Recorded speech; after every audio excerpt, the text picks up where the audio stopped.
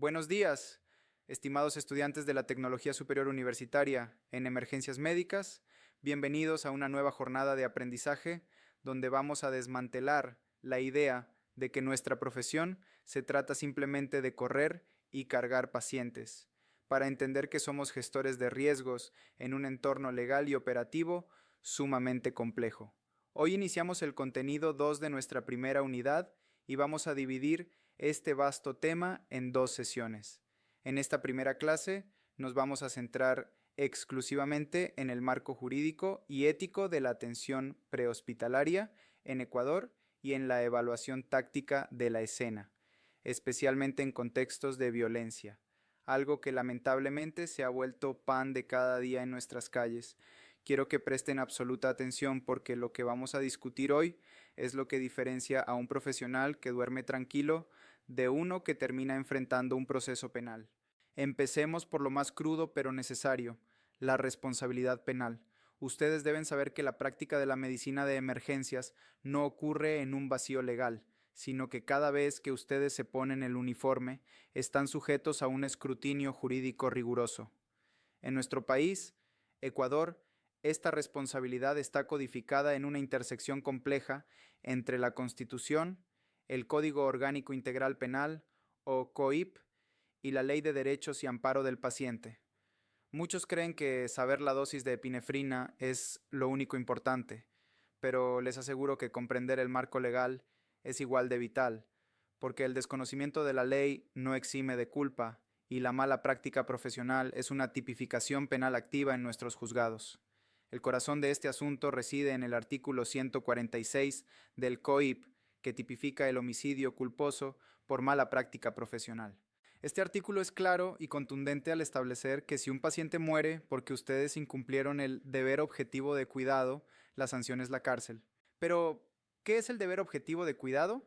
No es un concepto abstracto filosófico, es la obligación técnica y ética de seguir los protocolos estandarizados y la lex artis de nuestra profesión. Si el día de mañana ustedes enfrentan un juicio, el fiscal va a investigar 4 componentes fundamentales para ver si rompieron este deber. El primero es la inobservancia de leyes y reglamentos. Imaginen que ignoran el protocolo de manejo de desechos del Acuerdo Ministerial 323 y alguien se contamina. Eso es inobservancia. El segundo componente es la negligencia, que es el descuido u omisión. Les pongo un ejemplo de la vida cotidiana en la base. Ustedes llegan a su turno y por pereza o distracción no revisan la ambulancia. Salen a una emergencia, tienen un paciente en paro cardíaco y, sorpresa, el desfibrilador no tiene baterías o el tanque de oxígeno está vacío. Eso, señores, es negligencia criminal. El tercer componente es la imprudencia, que es actuar con exceso de confianza o sin precaución. A todos nos gusta la adrenalina, pero cruzar una intersección en la avenida 6 de diciembre a 80 km por hora, sin asegurar visualmente el paso, provocando un choque, es imprudencia pura, porque están asumiendo riesgos innecesarios que ponen en peligro la vida, que es el bien jurídico protegido. Y finalmente está la impericia, que es la falta de conocimientos técnicos o habilidades. Si uno de ustedes, siendo tecnólogo en formación, intenta hacer una intubación endotraqueal para la cual no está certificado ni entrenado y le causa una lesión hipóxica al paciente, eso es impericia. Tengan mucho cuidado, porque el COIP agrava la pena hasta 5 años si realizan acciones innecesarias, peligrosas e ilegítimas, como administrar medicamentos para los cuales no están autorizados. Ahora, sé que se estarán preguntando, profe, pero a veces tenemos que hacer daño para salvar. Y es cierto, aquí entra el artículo 29 del COIP sobre el estado de necesidad. A veces debemos lesionar un bien jurídico para salvar otro de mayor valor. El ejemplo clásico es la reanimación cardiopulmonar. Cuando ustedes hacen compresiones de calidad, es muy probable que fracturen costillas. Están causando una lesión, sí, pero lo hacen para mantener la perfusión cerebral y salvar la vida. La ley los protege siempre que el mal causado no sea mayor que el que se evita y que ustedes no hayan provocado la situación. Paralelamente, existe el deber de actuar. Una vez que el SU 911 los despacha y ustedes hacen contacto visual con el paciente, se crea un vínculo jurídico. Si se van de la escena porque se asustaron o porque el paciente les cayó mal, sin transferir el cuidado a otro profesional, y el paciente muere, eso es abandono de persona y es un delito. Otro pilar fundamental es la autonomía del paciente, consagrada en la Ley 77 de Derechos y Amparo del Paciente. En Ecuador, un paciente competente tiene el derecho inalienable a rechazar tratamiento, incluso si eso significa su muerte. Pero ojo, el consentimiento debe ser informado, como lo dicta el artículo 11 del reglamento. No basta con que el paciente diga no quiero. Ustedes deben explicarle en español claro y sin tecnicismos médicos qué tiene y qué le va a pasar si no se va con ustedes. Imaginen un señor con dolor precordial, típico, sudoroso, pálido, que les dice que no quiere ir al hospital porque tiene que cuidar a su perro. Ustedes no pueden simplemente irse. Deben verificar que el señor esté orientado en tiempo, espacio y persona, que no tenga hipoxia ni hipoglucemia que altere su juicio. Deben decirle, señor, usted está sufriendo un infarto, su corazón se está muriendo, y si se queda aquí, lo más probable es que sufra un paro cardíaco y fallezca. Solo después de eso, si él persiste, deben documentar todo exhaustivamente y hacerle firmar el descargo de responsabilidad, preferiblemente con un policía o familiar de testigo. En cambio, si el paciente está inconsciente tras un accidente, opera el consentimiento implícito, porque la ley asume que cualquier persona razonable querría salvar su vida, a menos que tenga un testamento vital legalmente constituido. Pasemos ahora a la parte operativa, a lo que sucede cuando llegamos al sitio. La vieja escuela decía, la escena no es segura y no entro. Hoy hablamos de gestión táctica de riesgos. Vivimos en Latinoamérica y nuestros riesgos van desde estructuras colapsadas hasta balaceras.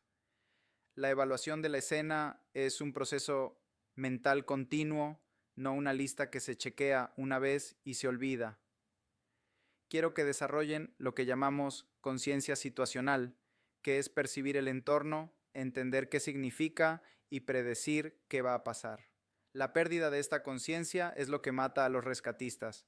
Cuando se bajen de la ambulancia, deben hacer una evaluación de 360 grados volumétrica. Miren arriba, al vector superior. Busquen cables eléctricos que el choque pudo haber tumbado, o, en zonas peligrosas, gente en ventanas o azoteas. Miren abajo, al vector inferior.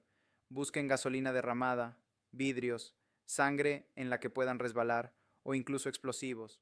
Y miren alrededor, al vector perimetral, el tráfico, la multitud, que puede volverse hostil, o rutas de escape. Eviten la visión de túnel, no se enfoquen solo en el paciente herido y se olviden de que están parados en medio de la vía perimetral. Hablando de vías, el atropello secundario es una causa principal de muerte en nuestro gremio. Deben usar la ambulancia como escudo. Esto se llama posición fend-off o defensiva. Estacionen la unidad unos 15 o 20 metros antes del accidente, en un ángulo de 20 a 30 grados, y giren las ruedas delanteras lejos de la escena. ¿Por qué? Porque si un conductor borracho o distraído golpea la ambulancia, la física hará que la unidad se desplace hacia afuera, protegiéndolos a ustedes y al paciente en lugar de aplastarlos. Y por favor, usen sus chalecos reflectivos Norma ANSI. Ser visibles es estar vivos. También seremos los primeros en llegar a incidentes con materiales peligrosos o hazmat. La regla de oro es, no se conviertan en parte del problema. Usen binoculares, no se acerquen a leer la placa del camión si ven humo o vapores. Identifiquen el rombo NFPA o el número UN y usen la guía de respuesta a emergencias. Entiendan la zonificación. Zona caliente es muerte, zona tibia es descontaminación y zona fría es donde ustedes trabajan, siempre a favor del viento y pendiente arriba. Finalmente, y esto es crítico en el Ecuador de hoy, debemos hablar del Código Plata. Debido a la violencia criminal, los hospitales y ambulancias se han vuelto blancos de ataques. El Código Plata es un protocolo interinstitucional que se activa cuando hay armas visibles, amenazas o cuando trasladamos víctimas de violencia como heridos de bala. Si ustedes llegan a una escena y escuchan disparos, su deber de actuar se suspende. La escena no es segura. Retírense inmediatamente a un punto de espera seguro y notifiquen al SU 911. Deben entender la diferencia entre cobertura y ocultamiento. Esconderse detrás de un arbusto es ocultamiento. No los ven, pero las balas pasan. Esconderse detrás del bloque del motor de la ambulancia o una pared de concreto es cobertura. Eso detiene las balas. Ustedes solo entran cuando la Policía Nacional ha asegurado el perímetro. Y si tienen que trasladar a un paciente de alto riesgo, la escolta policial es obligatoria.